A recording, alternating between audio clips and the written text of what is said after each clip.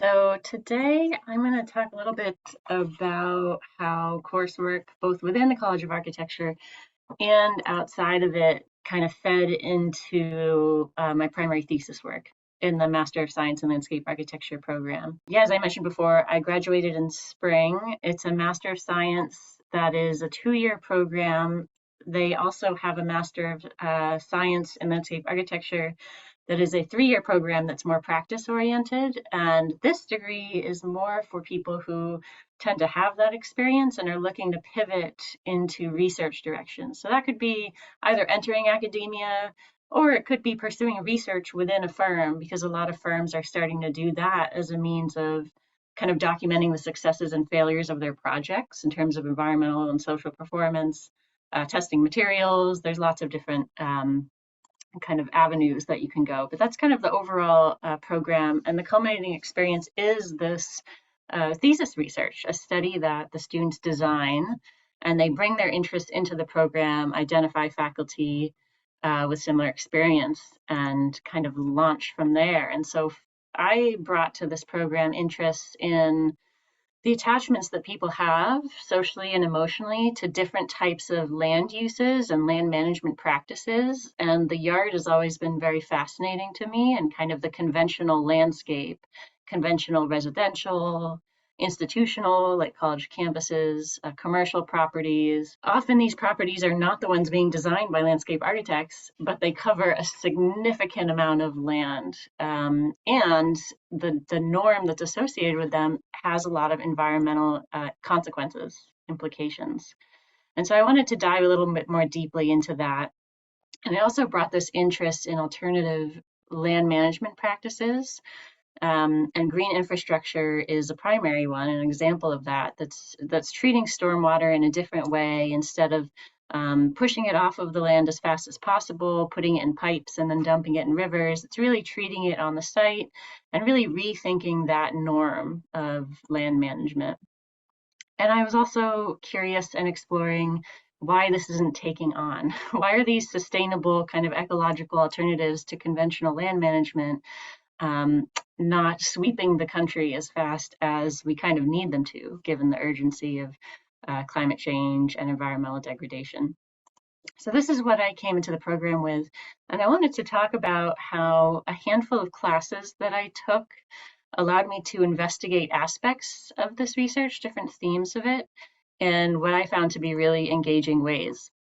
So this is a landscape architecture graduate seminar, and the focus of this class was actually environmental behavior and science communication. So the professor had us read the most up-to-date research about how, what techniques actually cause people to change their behaviors. And the dominant approach has been very much kind of a direct instruction, these are the facts, and hoping that that's going to change behavior. And research and probably our everyday experience has shown that that's not reliably the case. And so the emerging research is suggesting the need to speak to people's values, to understand where they're coming from, to demonstrate the salience, the relevance of the issue to their everyday lives, to kind of understand the cultural groups that they're a part of and why they have the affinities to those groups. And a core part of this was actually designing a communication campaign, which I thought Stephanie and Heather and a bunch of you would also be really interested in, Huan too. And it was about, you could bring your interest in. So everyone had a different type of campaign. I made an Instagram account. And the idea was kind of taking these different photographs of people's yards and commercial landscapes and pointing out, what's happening here? What are some of the negative things about that? Why do we do it in the first place? And then what could an alternative look like? So as part graphic design experiment, science communication, and also bringing in kind of the history and theory and social science components also. And then I took this environmental resource management class, which was actually an environmental law class. So a huge part of this was writing a giant case study paper about a topic that you could choose. And I decided to look into stormwater regulations, and particularly a type of fee that communities are setting up on homeowners and other property owners to help fund their green infrastructure programs. And I knew that there was resistance. I've seen resistance to this in my own community and wanted to explore both how these laws operate legally, and then also what's happening on the social side. Why are people um, having so much resistance to this type of alternative strategy and approach? And then a landscape architecture class, intellectual history and theory class.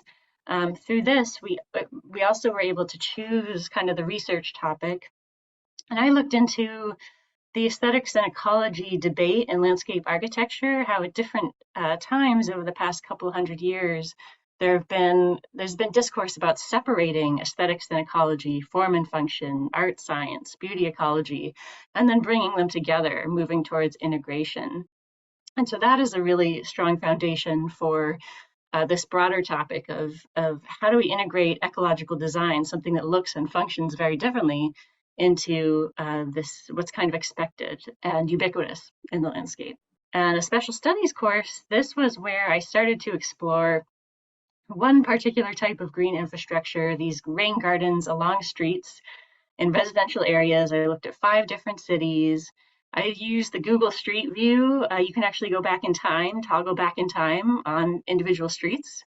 And I got to see what these things looked like when they were installed. Did homeowners make changes to them? How were they maintained over time? Some of them disappeared. And so this really more so brought lots of questions to the surface, which was exactly what I needed it to do in an independent study, and trying to work towards what is that research question going to be at the heart of the thesis study. And the last class I'll highlight is an architecture course about ethics in the built environment. And again, I got to choose the research topic.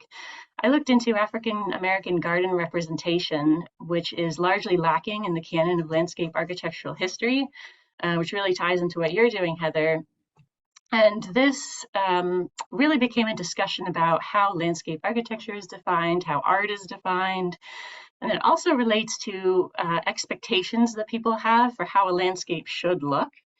What looks cared for, what looks like neglect, how are those tied into the social, cultural history that we can reflect upon. And all of this fed into the research study with a very specific research question, so you do have to get very specific, which was looking at how do these physical components and characteristics of a green street rain garden, a rain garden installed in the streetscape, kind of correlate with positive and negative public opinions, and what's driving that. And I did these interviews, which led to identifying these specific traits about what do people respond positively and what do they respond negatively to. And then how do those relate to perceptions of care and perceptions of neglect? And then how might we use these different, this feedback, this research, to craft these ecological land management approaches in a way that people will find acceptable and recognizable, while also kind of pushing the needle, pushing the boundary into something that's more sustainable. And this has really caught a lot of attention.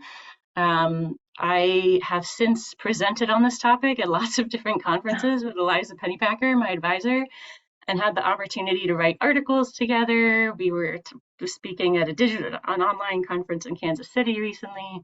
So it's really been a blast, and it's really brought together engineers, landscape architects, gardeners, homeowners, social scientists, a real broad spectrum of people, and it's really led to lots of really interesting conversations. I'll just end with how this is kind of coming back into my teaching now. This whole research experience and educational experience has really demonstrated for me the interconnectedness between landscape architecture, landscape design, ecological design, and social science, and the need to really understand what are the drivers behind what our expectations are in the landscape and how we make decisions.